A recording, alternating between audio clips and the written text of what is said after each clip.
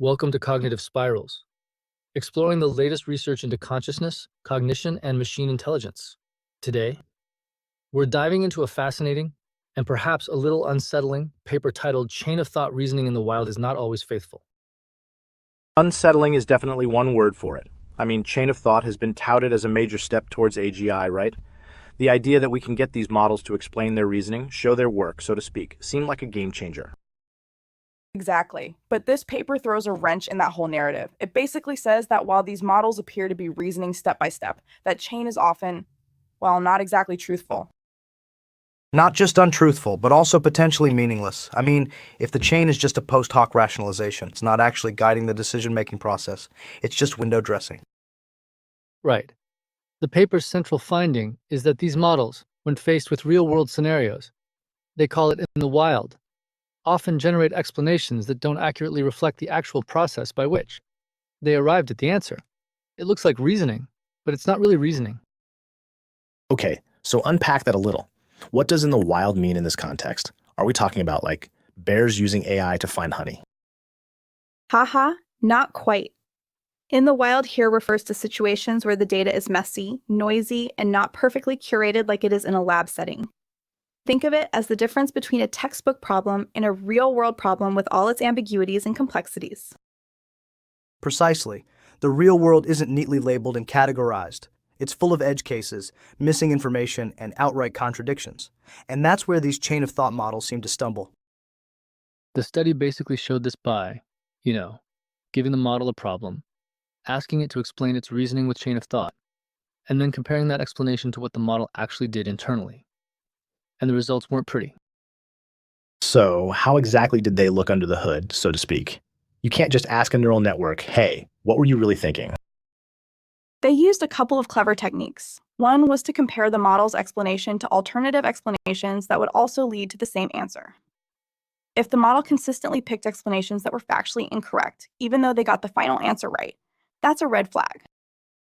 Another technique involved perturbing the input, making slight changes to the problem and seeing if the model's explanation changed in a consistent and logical way.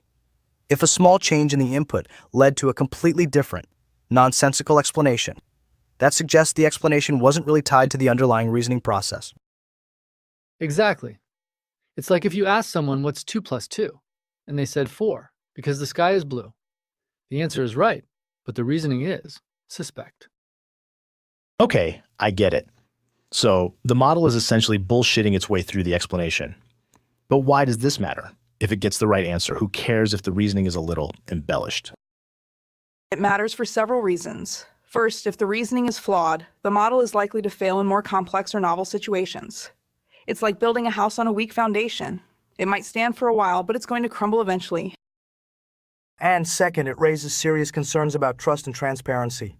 If we can't trust the model's explanations, how can we trust its decisions, especially in high-stakes areas like medicine or finance? Imagine an AI making a medical diagnosis and giving a completely fabricated explanation for why. Think about autonomous driving. If a self-driving car makes a sudden maneuver, you want to know why it did that. If it just says, because the algorithm told me to, that's not very reassuring. Okay, point taken. So what's the takeaway here? Is chain of thought a dead end? Should we all pack up our deep learning models and go home? Not necessarily. I think this paper is more of a wake-up call than a death knell. It highlights the limitations of current deep learning approaches and suggests that we need to explore alternative or complementary methods. I agree. I think the problem lies in the fact that these models are essentially learning statistical correlations, not true causal relationships. They're good at pattern recognition, but they don't really understand the underlying dynamics of the world. And that resonates with my research combining neuroscience and AI. This lack of fidelity in real-world chain of thought reasoning is frustrating, yet intriguing. It pushes us to reconsider the core assumptions in our current AI frameworks. Is the current focus on massive data sets and brute force learning potentially obscuring crucial biological insights into intelligence? But isn't that what deep learning is? I mean, we throw tons of data at these models, and they learn to extract patterns and make predictions. Isn't that, at some level, what the brain does too? The brain does learn from data, absolutely. But it also uses a lot of other tricks that we haven't yet figured out how to replicate in AI, like symbolic reasoning, hierarchical representations, and innate knowledge. Exactly. The brain isn't just a giant pattern-matching machine. It's a sophisticated system that can reason, plan, and adapt to novel situations. And a big part of that is the ability to translate between different coordinate systems. Coordinate systems? Can you elaborate on that? Sure. Think about how you navigate a room. You can represent your location in terms of your distance from the walls, your position relative to objects, or your coordinates on a map. The brain can seamlessly switch between these different representations, allowing you to plan your movements and avoid obstacles. Okay, I see where you're going with this. So, current AI models are stuck in one coordinate system, so to speak. They can only see the world in terms of pixels or words, not in terms of abstract concepts or relationships. Pretty much. And that's why they struggle with tasks that require common sense reasoning or analogical thinking. They can't connect the dots between different domains because they lack the ability to translate between different coordinate systems. That's fascinating. So, how do we build AI systems that can do this? How do we give them the ability to translate between different representations? That's the million-dollar question. I think one approach is to incorporate more explicit knowledge into the models. Instead of relying solely on data, we need to give them a set of rules and principles that they can use to reason about the world. But isn't that what symbolic AI tried to do back in the day? And it didn't exactly set the world on fire. It was brittle and couldn't handle the messiness of real-world data. That's true. But I think we can combine the best of both worlds, the power of deep learning to learn from data and the ability of symbolic AI to represent knowledge and reason explicitly. That's the promise of neuro-symbolic AI. Neuro-symbolic AI. So, you mean algorithms that try to mimic how the brain combines neural networks and symbolic reasoning? Exactly. We can use neural networks to learn patterns from data and then use symbolic rules to reason about those patterns and make inferences. It's like giving the AI both a powerful intuition and a logical mind. Okay, I'm intrigued. Can you give me an example of how this might work in practice? Sure. Imagine you're building an AI system to diagnose diseases. You could use a neural network to analyze medical images and identify potential anomalies. But then, you could use symbolic rules to reason about those anomalies in the context of the patient's medical history, symptoms, and other relevant information. This would allow the AI to make more accurate and reliable diagnoses than either a pure deep learning or a pure symbolic approach. And going back to the coordinate system idea, you could use symbolic rules to represent different medical concepts, like inflammation, infection, or tumor, and then use neural networks to learn how these concepts relate to each other in different coordinate systems, like the patient's body, their medical history, or the population as a whole. This resonates with my research as well. The paper's emphasis on the importance of structured representations inspired by neurobiological architectures raises a crucial question. Can we develop methods to map between the structured representations used in the brain, for example, neural pathways, hierarchical encoding, and more traditional AI representations, enabling richer and more useful representations for the agents? I'm still not entirely convinced that we need to abandon deep learning. I think we just need to figure out how to train these models more effectively. Maybe we need to use different training data, different architectures, or different learning algorithms. Maybe there are hidden principles governing the construction of reasoning chains that could be learned by models that aren't just brute force data interpolation. But isn't that just kicking the can down the road? I mean, even if we can get deep learning models to perform better on specific tasks, are they really understanding the underlying principles? Or are they just memorizing patterns and interpolating between them? Maybe, but I think that with enough data and enough computational power, we can eventually get these models to understand the world in a truly meaningful way. I mean, look at the progress we've made in the last few years. It's been incredible.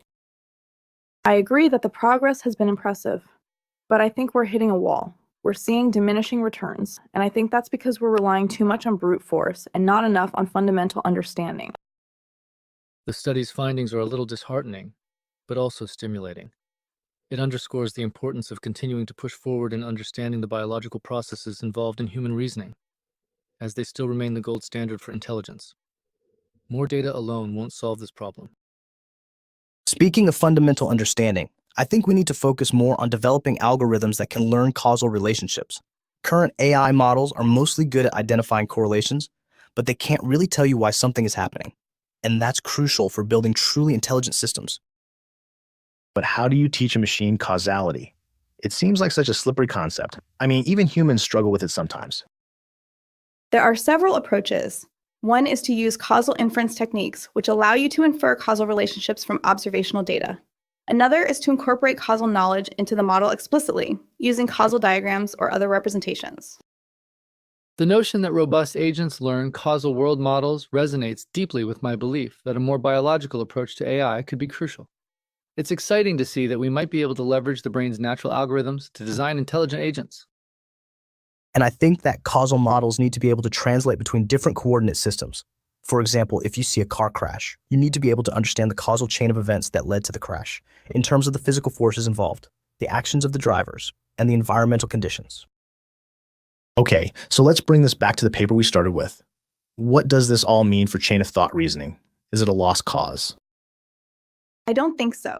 I think it's still a valuable technique, but we need to be aware of its limitations. We can't just blindly trust the explanations that these models generate. We need to scrutinize them carefully and verify them using other methods. And we need to develop better methods for evaluating the faithfulness of these explanations. We need to be able to tell whether the model is actually reasoning step by step or just making up a story after the fact. I agree. How can we measure and quantify the fidelity of reasoning and chain of thought processes across different tasks, similar to how neuroscientists analyze brain activity? Perhaps neuroscientific methods and cognitive metrics can shed light on the kinds of representations and architectures necessary to truly mimic the human cognitive process. Maybe we can use adversarial training to force the models to generate more truthful explanations. We can train a second model to detect when the first model is lying, and then use that information to improve the first model's reasoning abilities. That's an interesting idea, but I think we also need to focus on developing more interpretable models. Models that are easier to understand and analyze. That way, we can get a better sense of what's going on inside the black box. And we need to develop models that are more robust to noise and uncertainty. The real world is full of messy data and incomplete information. We need to build models that can handle that.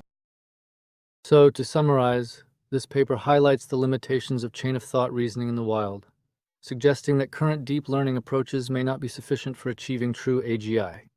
It points to the need for more research into causal reasoning, neuro-symbolic AI, and methods for translating between different coordinate systems. And for me, it's a call to arms for deep learning researchers to push the boundaries of what's possible, to find new ways to train these models, to design new architectures, and to unlock the hidden potential of massive datasets. And for me, it's a reminder that we need to think outside the box, to explore alternative approaches and to learn from other fields like neuroscience, cognitive science, and symbolic AA. And for me, it's a challenge to develop algorithms that can truly understand the world, not just memorize it. Algorithms that can reason, plan, and adapt to novel situations. Algorithms that can translate between different coordinate systems and build causal models of the world. Okay, so if we're thinking about future research directions, from my perspective, focusing on the neuroscience AI combination, I'd really like to see more work on integrating neuroscientific principles of error correction and feedback mechanisms into AI architectures to improve the reliability of chain of thought reasoning. What specific neural processes, like synaptic plasticity or neuromodulatory signals, could inform the development of more robust learning algorithms? From my perspective, diving deeper into deep learning's capabilities, it would be really interesting to see how we can integrate the insights from cognitive science and neuroscience into deep learning models to better simulate and possibly surpass the chain of thought abilities observed in humans. Maybe there are hidden principles governing the construction of reasoning chains that could be learned by models that aren't just brute force data interpolation. From a neuro-symbolic perspective, I think exploring hybrid architectures where neural networks handle perception and pattern recognition, while symbolic systems manage reasoning and planning, is crucial. Developing methods to seamlessly transfer information between these two systems, ensuring that both the intuition and logic aspects of intelligence work together effectively, would be a game changer. And from the standpoint of spatiotemporal reasoning and the importance of coordinate system translation, I'd like to see more research into how different coordinate systems, like physical space, time, and abstract concepts, interact in the brain. If AGI requires similar capabilities, can we draw parallels between the brain's mechanisms for internal representation and mapping and create similar mechanisms for artificial agents? Finding this connection would be pivotal, as it could guide the development of algorithms that can translate between different representations. These are all incredibly valuable directions to explore. It seems we're really at the cusp of needing to deeply reevaluate our approaches to achieving AGI. Thanks, everyone, for this enlightening discussion. And thank you to our listeners for joining us on Cognitive Spirals. Until next time. Thanks for having me. It was a pleasure. Good talking with you all.